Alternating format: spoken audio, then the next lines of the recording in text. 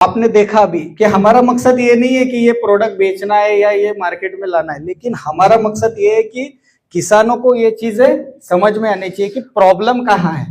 फिर अगर आपके पास अगर दूसरा सॉल्यूशन है तो आप उसको इस्तेमाल करके ये जीवाणु और केचुआ बढ़ा सकते हैं।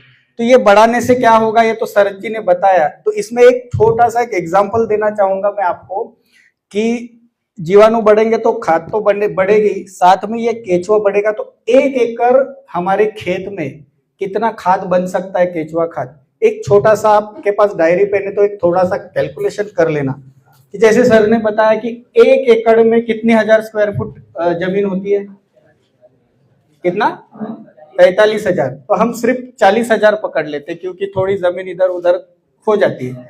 तो 40,000 स्क्वायर फुट में नेचुरली केचुआ 1 स्क्वायर फुट में 7 से 8 केचुए काम करते हैं, लेकिन हम 1 केचुआ पकड़े, 1 स्क्वायर फुट में 1 केचुआ। तो ऐसे 40,000 स्क्वायर फुट में कितने केचुए काम करेंगे। तो जैसे ये सिस्टम सुधरेगी तो केचुए एक्टिव होंगे तो काम करेंगे। तो 1 केचुए का वजन जनरली 10 से 12 ग्राम होता है।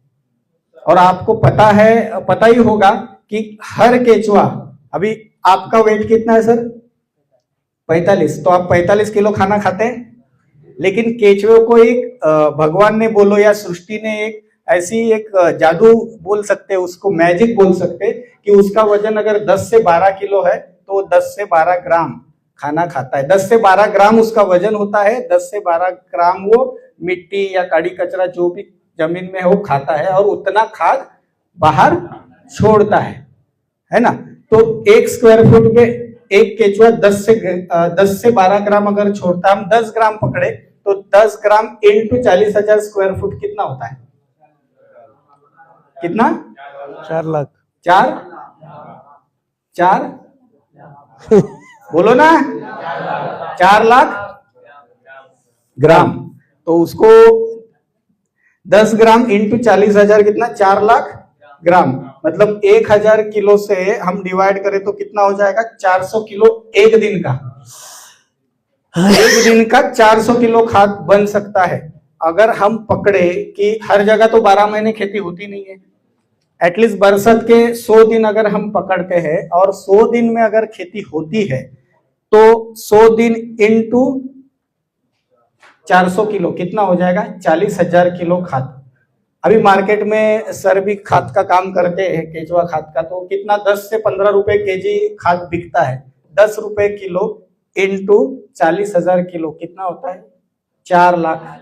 तो 100 दिन भी अगर खेती होती है और ये सिस्टम अगर सुधरता है और केचुआ अगर काम करता है और 40,000 केचुए आपके 1 एकड़ में अगर काम करते हैं तो 4 लाख का केचुआ खाद अगर 1 एकड़ में हो रहा है तो हमें बाहर से यूरिया डीएपी ये वो डालने की जरूरत है क्या, नहीं है ना। तो अगर आज कोई भी किसान 1 एकड़ में 4 लाख का खाद खरीद के डाल सकता है क्या, नहीं डाल सकता ना। तो इसे प्रकृति खेती बोलते हैं। अगर प्रकृति सही हुई तो 4 लाख का केचुआ खाद हमारे 1 एकड़ में तैयार हो रहा है। तो ऐसी खेती करनी चाहिए या नहीं करनी चाहिए, फ्री में मिल रहा है ना। एक बार आपको 5 से 7 साल हम बोल रहे, अगर आप गोबर की खाद अच्छे से सड़ा के डालते तो गोबर के खाद से भी ये पॉसिबल है, लेकिन उसको समय लगेगा। तो वो हिसाब से अगर ये आप डेवलप करते हो और सिर्फ बरसात में खेती होती है तो 4 लाख का गोबर खाद जगह पे तैयार हो जाएगा। जहां 2 बार होती है वहां 7 से 8 लाख का होता है। 10 लाख का खाद साल भर में भी हो सकता है जहां 12 महीने खेती होती है। तो इसी तरह है कि ये पूरा समझ के आप इस पे इम्प्लीमेंट करें और खुद के खेत में ही खाद का कारखाना शुरू कीजिए। थैंक यू, धन्यवाद।